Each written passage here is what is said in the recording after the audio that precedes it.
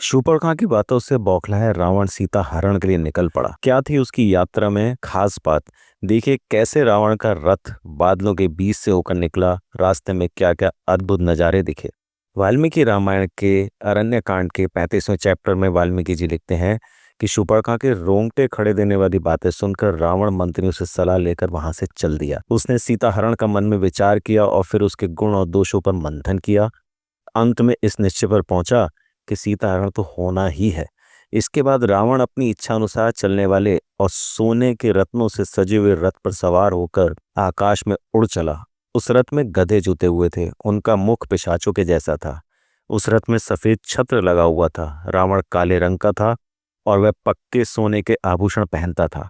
उसके वस्त्र, आभूषण और अन्य उपकरण देखने योग्य थे। देवताओं का शत्रु और मुनियों का हत्यारा व निशाचर 10 सिर, 10 गले और 20 भुजाएं धारण किए हुए था। वह उस रथ पर आकाश मार्ग से बादलों के बीच में से होकर जा रहा था। वहां से उसने देखा स्वच्छ जल के झरने बह रहे हैं। कहीं पर केले के वन हैं, कहीं नारियल के वन हैं। रास्ते में बड़े बड़े महर्षि, नाग, गंधर्व, इन सब के नगर पड़े। आकाश मार्ग से यात्रा करते हुए रावण को और भी बहुत से सफेद रंग के विमान, गंधर्व और अप्सराएं दिखाई दी। यह इच्छा अनुसार चलने वाले विमान उन पुण्य आत्माओं के थे जिन्होंने तपस्या से अन्य लोकों पर विजय पाई थी और वे उन विमानों से उन लोकों पर जाते थे। आगे जाने पर चंदन के वन पड़े जहां से बहुत सुगंधित हवा चल रही थी। थोड़ा और आगे बढ़ने पर एक बरगद का वृक्ष दिखाई दिया। वह इतना विशाल था कि उसकी शाखाएं 100 योजन तक फैली हुई थीं। उस वृक्ष के नीचे बहुत सारे सिद्ध महात्मा हर समय तपस्या में लीन रहते थे। उस वृक्ष का नाम सुभद्र वट था।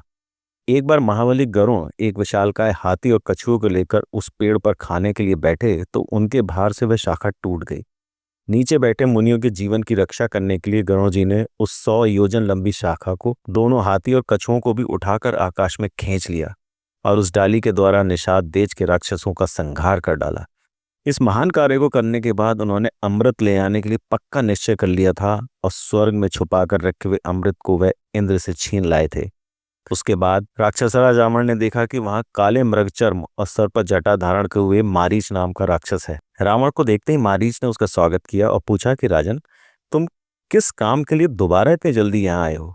तब रावण ने उसे अपने आने का कारण बताया।